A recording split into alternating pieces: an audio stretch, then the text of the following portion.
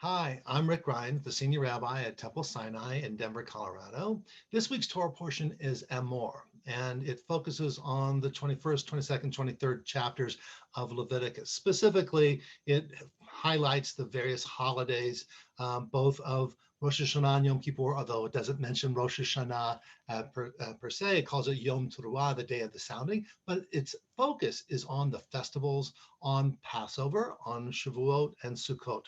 Specifically, I want to focus on that time between Passover and on Shavuot, which is the period called the Sfirat Omer, the counting of the Omer. Why?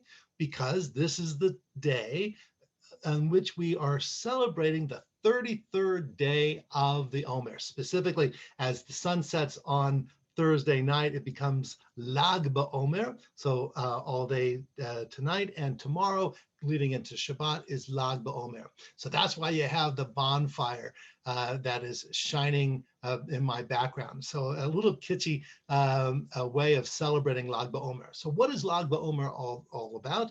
And also specifically, what is the Omer? Well, in the Torah portion, in Leviticus chapter 23, it says that we shall bring that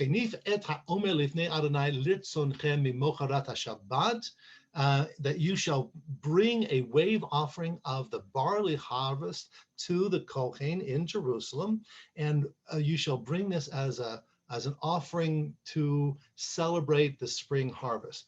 And Mimocharat Shabbat is the day after the Sabbath, specifically as under rabbinic teaching, the day after the first Seder. So we count each of those days, and it tells you specifically, Usfartem lechem mimocharat Shabbat. You shall start counting on that day after that first Seder, the Shabbat being, of course, the day of rest. You shall count 7 weeks to Mimot, 7 complete weeks. And on that 50th day, 7 weeks of days, of course, is 49, and the 50th day is the festival of Shavuot, the festival of weeks.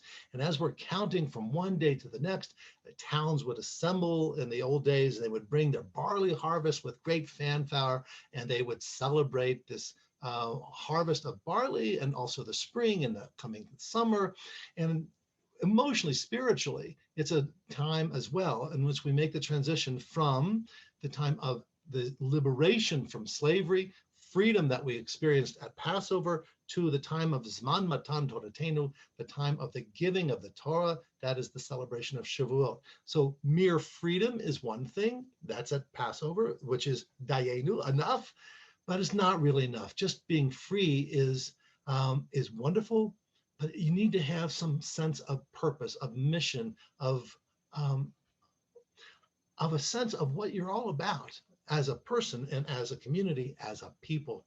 And for us, that was Zman Matan Toratenu, when we had a Torah, when we had a sense of the ethics, the morals, the teachings that brought us into a covenant, a connection with God and with each other. So that counting each day reminds us to make that progress from one to the other. So what's the big deal with the bonfire?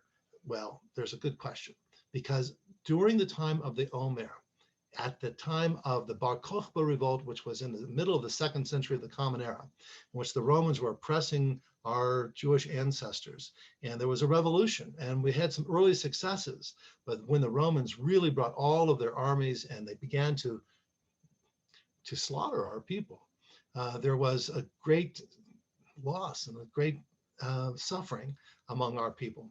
In the Talmud, they make reference to the sense that Rabbi Akiva, who was our spiritual leader at the time, Rabbi Akiva and his students were under siege.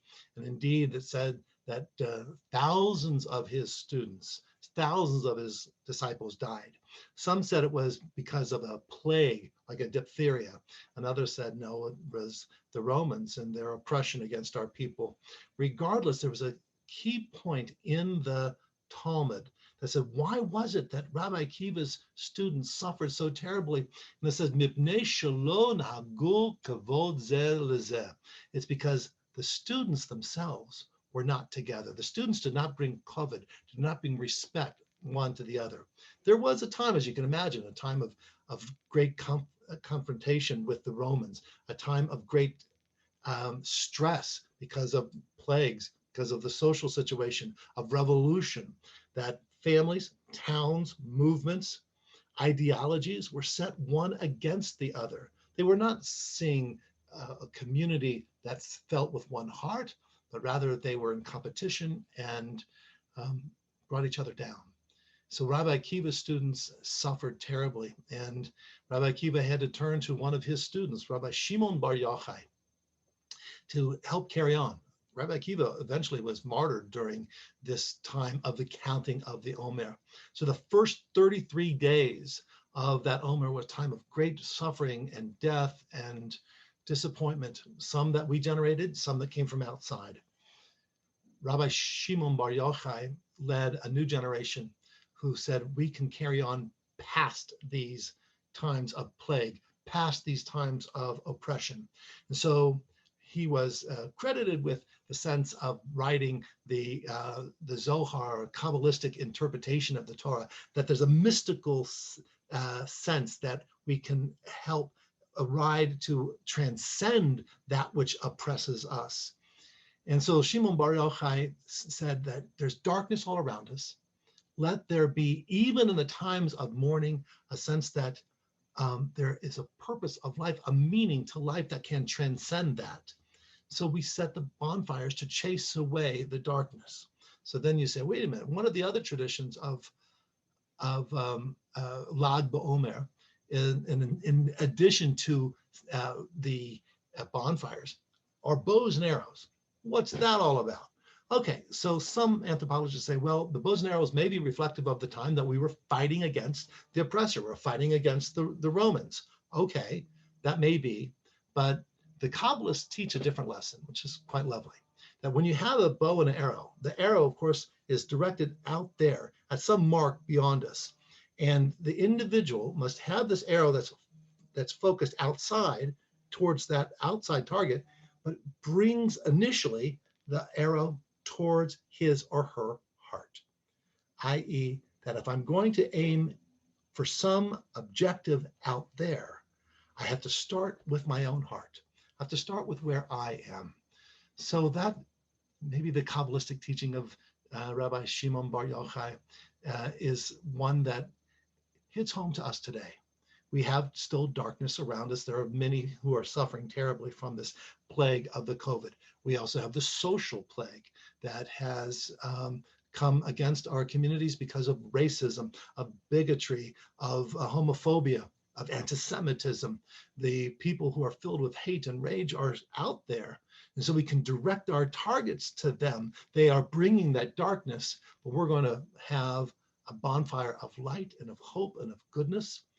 And it's not just targeting out there. It has to start right here, bringing that bow and that arrow into my own heart to say, I'm going to be the first step to bringing kavod, zeh lezeh. I'm going to bring the respect from this person to the next.